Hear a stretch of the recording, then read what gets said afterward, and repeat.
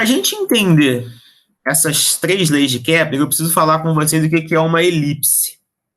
Uma elipse é o seguinte, essa curva, tá? Então, eu tenho aqui, se eu traçar esse eixo aqui, né?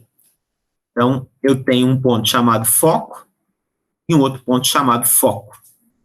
De modo que essa distância ali, ó, AB, eu poderia ter a distância também CD, de modo que A mais B é igual a C mais D. Estou fazendo de uma maneira muito simples, tá? Só para vocês entenderem. Essa elipse, ela vai representar o movimento de um corpo celeste ao redor de outro corpo. Então, por exemplo, eu tenho dois focos. Quando a gente trabalhava com circunferência, a gente tinha um centro. E aí, a distância de qualquer ponto até a circunferência era igual. E quando a gente tem aqui esta elipse, a gente tinha a circunferência. E aí, quando eu falava de circunferência, eu tinha o seguinte, aqui está a minha circunferência. Então, quando eu achasse aqui o centro, a distância de qualquer ponto da curva até o centro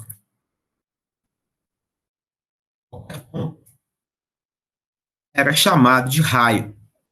Então, aqui eu tenho raio, aqui eu tenho raio, aqui eu tenho raio. Quando eu olho para cá, eu não tenho mais... Vamos dizer que eu pego aqui o centro, aqui, o meio aqui. Se eu chamar isso aqui de centro. Tipo, a distância desse ponto até aqui não é a mesma distância até aqui. Então, eu tenho distâncias diferentes. A elipse é o seguinte. Se eu pegar, tipo, um barbante. Isso aqui é um barbante, tá? Eu pego esse barbante aqui. E aí, eu posso mexer com esse barbante aqui. Eu posso fazer uma situação dessa daqui. Se eu marcar esses dois pontos aqui da estrutura do barbante e esticar ele aqui, ó. Se eu esticar ele aqui e trazer para cá, eu posso, por exemplo, mover esse ponto aqui. Imagina que eu boto um lápis aqui e movo esse ponto. Ao mover esse ponto, eu vou desenhar uma trajetória. Tá? Porque aí eu posso mover isso aqui. Então, eu posso trazer esse cara para cá, ó, ele está aqui, eu posso trazer ele para cá, nisso eu vou trazer esse outro ponto para cá. E aí eu posso fazendo isso aqui, ó, posso trazer daqui para cá, e esse ponto aqui. Eu posso trazer, pode se mover, e aí pode vir daqui para cá, e eu posso ir trazendo, e posso ir traçando. Ao segurar esses dois pontos e traçar ao longo dessa linha, eu tenho essa curva aqui. Então, esse ponto aqui é o foco, e esse outro ponto aqui também é o foco. De modo que, por que eu estou falando que A mais B é igual a C mais D? Porque seria o tamanho do barbante, né, que eu tinha falado, ó. Eu tenho esse tamanho aqui, e esse tamanho aqui. Então, ó, esse tamanho mais esse tamanho seria igual a esse tamanho mais esse tamanho aqui. Que tamanhos são esses? É o tamanho do barbante. Como se eu pegasse dois pontos, fixasse e traçasse o desenho. Essa curva aqui, ela é uma curva que não tem uma distância igual para esses pontos.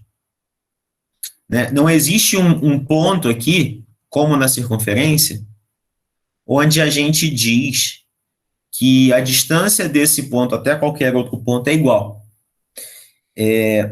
Quando a gente fala dessas curvas, demorou muito tempo, né, demorou aí até o Kepler, para dizer que o movimento que os corpos fazem não é uma circunferência, e sim uma elipse. E aí aconteceu até uma discussão, eu tinha falado ali, né, da ideia dos religiosos da época, onde, poxa, se Deus criou o universo, né? Se o universo é tão perfeito, por que que não pode ser um círculo, né? Por que que tem que ser uma elipse? Eles acreditavam que a elipse não era uma figura perfeita, exatamente por conta dessa construção, por não ter ali uma distância igual do ponto. Então, tipo, era muito mais elegante eles colocarem, por exemplo, aqui, né? Deus ter colocado aqui o Sol, aqui está o Sol, e aí, por exemplo, a Terra está aqui orbitando aqui, ó. A Terra está em movimento. Se eu pegar um outro planeta, aí, poxa, legal também. Então, vamos colocar aqui um outro planeta orbitando, mas numa órbita circular, de modo que o Sol esteja aqui no centro. Se você pegar os desenhos aqui, ó, os desenhos eram todas órbitas circulares, ó.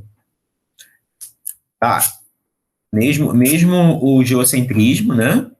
Então a gente tinha órbitas circulares e no heliocentrismo também. O Kepler, com a primeira lei, né, trazendo essa elipse, que já era uma figura conhecida, né? Então, tipo, poxa, não, mas tá estranho. Isso gerou um grande problema também na época.